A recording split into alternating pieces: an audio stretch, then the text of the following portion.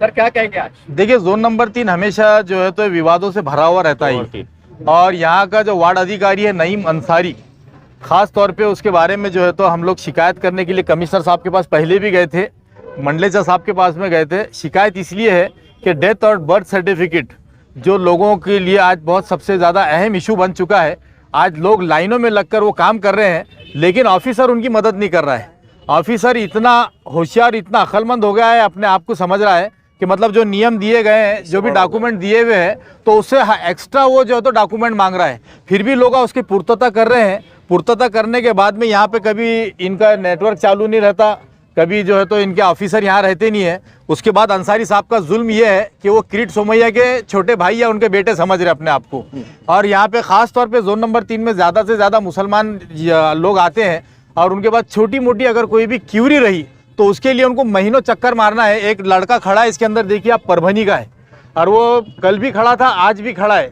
तो लोगों ने काम धंधे छोड़कर, अपने बाल बच्चों का स्कूल से लाना ले जाना छोड़कर जो है तो यहाँ लाइनों में लगे हैं। लेकिन वो अंसारी है कि जो कोई चीज़ को जो है तो कंप्रोमाइज़ तो छोड़िए, आप जो ओरिजिनल डॉक्यूमेंट है इसके ऊपर भी नज़र डाल के जो है तो एक्स्ट्रा डॉक्यूमेंट मंगाने के चक्कर में तो आज फिरोज़ खान साहब, आरिफ हुसैनी साहब, हाजी इरशाद खान साहब, इसाक खान साहब, हमारे तमाम ही कारपोरेटर्स जो है तो यहाँ पर आए हैं। और आज हमने मंडलेचा साहब से बात की है, एडिशनल कमिश्नर साहब से बात की है कि भाई अंसारी साहब का कुछ बंदोबस्त करो, नहीं तो यहाँ से इनको रवाना करके जो है तो गिरी साहब जो है तो उनको यहाँ पर भेजा जाए। क्योंकि शहर में जो 10 जोन है वहाँ पर कहीं पर भी कोई मसला नहीं है, बड़ा सॉफ्ट तरीके से जो है तो लोगों को birth certificate, death certificate issue किए जा रहे हैं। लेकिन यहाँ पर कई महीनों नहीं बल्कि सालों चक्कर मारना पड़ रहा है। जुल्म ये है कि अगर वो टाइम पीरियड 1 साल के बाद का अगर गुजर जाता है तो आपको ये सर्टिफिकेट कलेक्टर ऑफिस से लेना है, और कलेक्टर ऑफिस के तो चक्कर पूछिए मत आपके वहाँ पे क्या हालत हो रही है। तो ये सारी शिकायतों को लेकर आज हम लोग जो है तो यहाँ पर है। अंसारी साहब को यहाँ पर बुलाए, वो यहाँ से भाग गए और कहते हैं कि हमारे को जो तो इलेक्शन के काम है, ना वो काम सही तरीके से कर रहे हैं, ना ये काम सही तरीके से कर रहे हैं।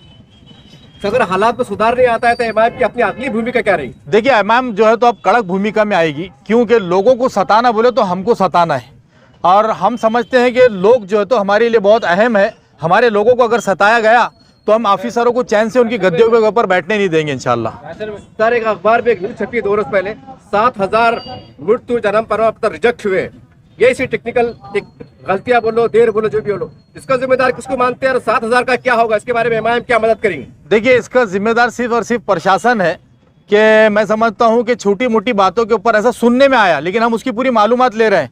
अगर इस तरीके की अगर हरकत हुई होगी तो इसके खिलाफ बहुत बड़ा आंदोलन छेड़ा जाएगा, क्योंकि सारे लोग जो है तो यहीं पे पैदा हुए, यहीं पर उनके जो है तो सारी चीज़ें हैं। मरने वाले भी मैं खुद बता रहा हूँ, 8 महीने से मैं खुद एक जो है तो डेथ सर्टिफिकेट के लिए जो है तो इससे 3 बार झगड़ा हुआ। तो ये आदमी जो है तो सुधरने का नाम नहीं ले रहा। 2 नंबर जोन और 3 नंबर जोन, बाकी सब तरफ पूरे औरंगाबाद में सॉफ्ट काम चल रहा है। तो ये इसके लिए हम लोग रोडों पे उतरेंगे और लोगों की मदद के लिए जो है तो जिस हद तक जाना पड़ेगा तो एमआईएम टीम जरूर जाएगी इंशाल्लाह। औरंगाबाद के मुसलमान इस मामले में परेशान है, खासकर जन्म पर ये तो इसको लेकर उनको क्या आह्वान करेंगे कि अगर काम नहीं हो रहा है तो हमसे मिलो और राब्ता कायम करो, उनको क्या आह्वान करेंगे? आपके जरिए से यकीनन उनसे यही कहेंगे हम लोग कि अगर किसी को ऐसी तकलीफ हो रही है तो हमारे सारे कारपोरेटर जो शहर में हर वक्त ग्राउंड के ऊपर काम करते हैं, आप किसी से भी राब्ता कर सकते हैं। हम एक दूसरे से कोऑर्डिनेट करेंगे और सारे मसाइल को इकट्ठा करके, चाहे कलेक्टर हो, चाहे म्यूनसिपल कमिश्नर हो, चाहे अधिकारी हो, ये जहाँ पे भी हमको जाना पड़ा हम लोगों के लिए ज़रूर जाकर उनके मसाइल को हल करेंगे इंशाल्लाह। क्या कहेंगे, आप एमआईएम के प्रवक्ता है, आपकी आवाज़ पूरी पार्टी की आवाज़ मानी जाती है? देखिए, पार्टी की आवाज़ और एमआईएम पार्टी लोगों की दुख दर्द और तकलीफ करने के लिए ही मैदान में। लोगों के ऊपर जब समाजी और सियासी इंसाफ नहीं मिलता तो एमआईएम पार्टी को सामने आना ही पड़ता है और एमआईएम पार्टी सामने आती भी है।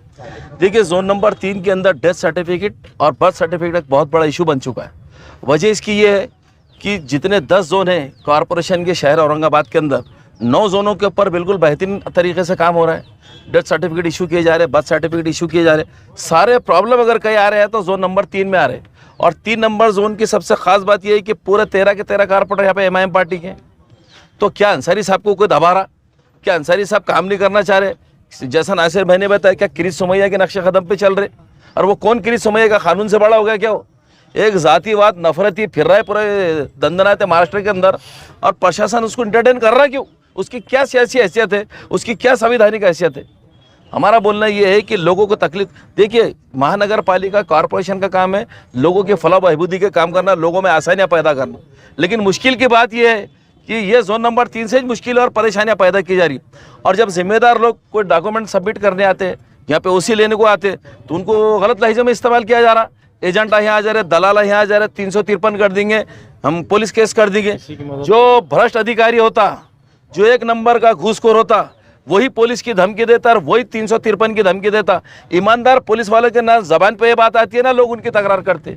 तो जो कोई भी ऑफिसर हो, मैं यहाँ की बात नहीं कर रहा, तमाम शहर के अंदर सरकारी डिपार्टमेंट में जो पुलिस की धौंस मारता है, जो 353 की धौंस मारता है, उसके ऊपर सबसे पहले एंटी करप्शन में गुना दाखिल कराना, जितना हो सकता है उसके खिलाफ में कार्रवाई कर देना। क्यों, तो ऐसे भ्रष्ट लोग जब सिस्टम में बैठे हुए, उसी की वजह से जनता पूरी त्रस्त है। बीजेपी के लोगों को कोई फिक्र नहीं है जनता की, सत्ता में बैठे हुए लोगों को कोई फिक्र नहीं है। हम और आपको ही एक दूसरे की मदद करना, इतनी बात याद रखो। वो आते टाइम के ऊपर लाडली बहना, प्यारे भैया बेवकूफ़ बनाते, सत्ता में बैठ जाते, तुमको किस्मत के हवाले छोड़ देते, उसके बाद कोई परेशानी हल नहीं है। लेकिन आपको हमको एक दूसरे का दुख दर्द लेके चलना है, ये परेशानियों का निपटारा करना है। अभी यहाँ पर फाइल 1-1, 2-2 महीने से पेंडिंग पड़े हुए। अच्छा, जो नाम्स और जो टर्म्स ऑफ कंडीशन है 9 जोन में अलग चल रही है, 3 नंबर जोन में अलग चल रही है। और जब जिम्मेदार ऑफिसर से जिम्मेदार कारपोरेटर्स बात करते हैं, तो जिम्मेदार ऑफिसर्स का ये जवाब होता है कि भाई मेरा काम करने का ये तरीका नहीं, तो मेरी बदली करा दो। अरे भैया, बदली कराने का एहसान हम पे क्यों करा रहे? आप वीआरएस लेके घर को क्यों नहीं जा रहे? आप वीआरएस लेके घर को चल जाओ, आपसे काम नहीं हो रहा, वॉलंटरी रिटायरमेंट ले लो, हो गई आपकी इतनी पूरी ड्यूटी खत्म। अच्छा, कोई आदमी आएंगे गिरी साहब के जैसा नासिर भाई ने बताया, जो जिम्मेदार आदमी आएगा, लोगों की परेशानियां दूर करेंगे। गिरी साहब तो एक शिकायत नहीं थी, दूसरे ऑफिसर एक शिकायत नहीं है, पूरे जोन के अंदर सिर्फ अंसारी साहब की शिकायतें क्यों चल रही? कहीं ना कहीं ये कम पड़ रहे, या तो कार्य प्रणाली इनको समझ नहीं रही है, और या तो फिर इनको कोई समझा नहीं रहा है, या फिर समझ के काम नहीं करना चाह रहे, या किसी के दबाव में काम कर रहे। ये इमाम का आर्टिकल। हमारा सर्वे है, वो कहते हैं कि जीआर, गवर्नमेंट के जीआर आ रहे हैं और हम बड़े अधिकारी के आदेश पे काम कर रहे हैं। देखो, गवर्नमेंट के जीआर आओ कि किसी का आदेश आओ, लोगों को आसानी पैदा करने का आएंगे कि मुश्किल पैदा करने का? आप जवाब दीजिए। आसानी। फिर इसके अंदर मुश्किल क्यों पैदा की जा रही?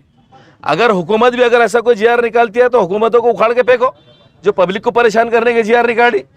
लेकिन सबसे अहम बात यह है कि लोगों, अगर प्रशासन हो या शासन हो, आप जो भी आदेश देंगे, आप जो भी अहकाम निकालेंगे, तो लोगों के राहत दिलाने का, लोगों को आसानी पैदा करने का, लोगों के काम करने का निकलना। नहीं तो एमआईएम पार्टी बराबर रास्ते पर उतर के उनकी जगह बताएंगे। अंसारी साहब, अभी आपने जीआर के बारे में सवाल किया, तो हमने इसके बारे में जो है तो आला अधिकारी के पास में गए थे। आला अधिकारी का बोलना है कि गवर्नमेंट कोई भी जीआर निकालती है तो एक डॉक्यूमेंट की लंबी चौड़ी लिस्ट देती है।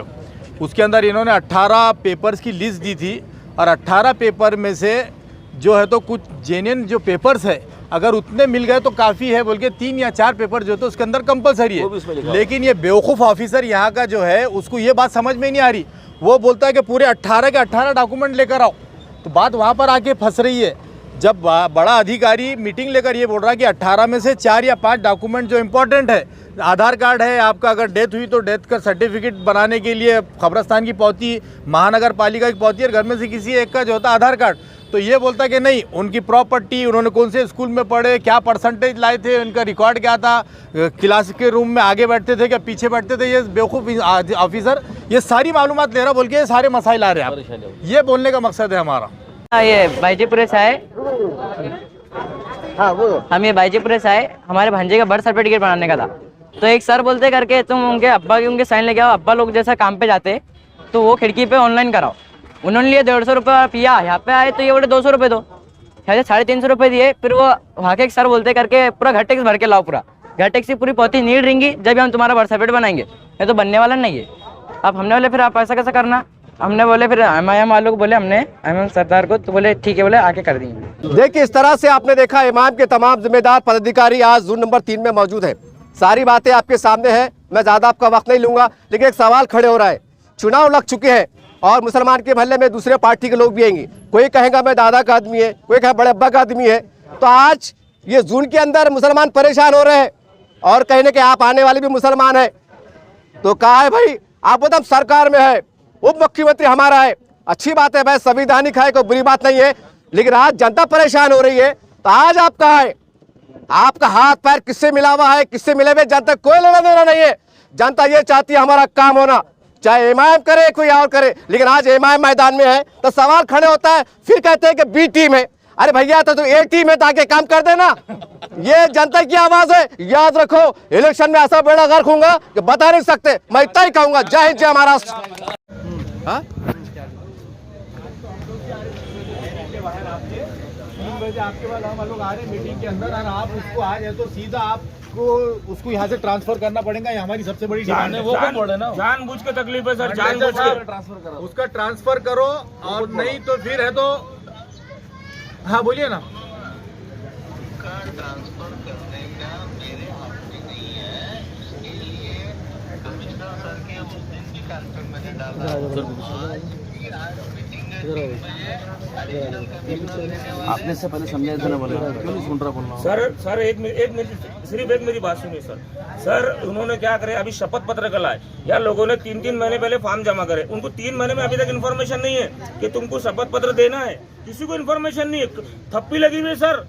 और जब लोग आ रहे ना तो उनको इत्मीनान बख्श जवाब दिया जा रहा, ये चल नहीं होता, नगर से के पीओ का आना नहीं, एंट्री होना नहीं, दलाल हो गए, FIR कर दूंगा, ये लफ्ज है इसके, ये लफ्ज में बात कर रहा है अंसारी सर।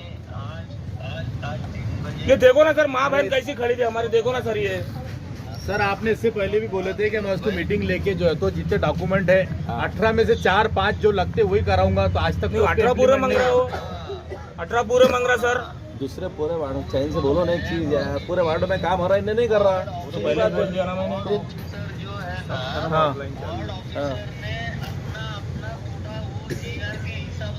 चलाना चाहिए ना।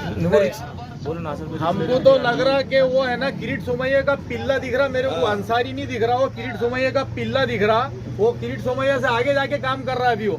तो आप आपकी लैंग्वेज में समझा दो, नहीं तो फिर जनता है, जनता की लैंग्वेज में समझाएंगी तो फिर बाद में प्रॉब्लम होगा। सुनो ना, एक बार जो है ना, एक बार मैंने वो तो आज 3 बजे तो आज बोलने वाले आखिरी टाइम के साथ के विचार कर रहा हूँ।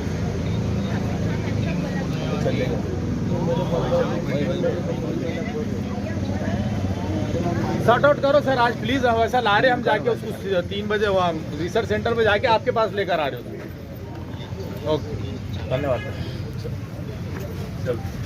अपने भी दिमाग लड़ाना, ये कमीनों को क्या है मालूम क्या? ओ भाई मैडम ये कल से खड़े हैं, बस हो गया, अब तुम लोगों का सिस्टम बंद हो गया। अभी है ना ये लोग देंगे, अपने वार्ड का ही प्रॉब्लम आ रहा है। ये परभनी से आया हुआ है, परभनी से। अभी तुम्हारे दादागिरी और ये दूसरे होशियारा बंद कर दो। अभी तुम लोग इनके बारे में सोचो, और इनको जो तो पॉजिटिव कर सकते होंगे तो ठीक है, नहीं तो फिर तुम और हम दोनों ही रहेंगे सामने सामने। अंसारी सिर्फ जमा करने के वास्ते लाइन लगाना पड़ी। भैया ये कितनी देर में हो सकता है? ओ भाई साहब ये कितनी देर में होगा? कंटिन्यू चालू है ये, आधा घंटे में लाइन दिखना नहीं यहाँ पे। मैं आधा घंटा यहीं पे, हाँ, और नहीं तो ऑफलाइन लेना पड़ेगा, और बाद में उनको फोन करके बुला के आपने देना फिर। अभी आधा घंटा तो कुछ भी यहीं खड़े रहो, आधा घंटे में सबको अटकेंगे, होगा नहीं होगा तो फिर ऑफलाइन दाखिल करेंगे अपने, बाद में बुलाएंगे फोन करके अपने को।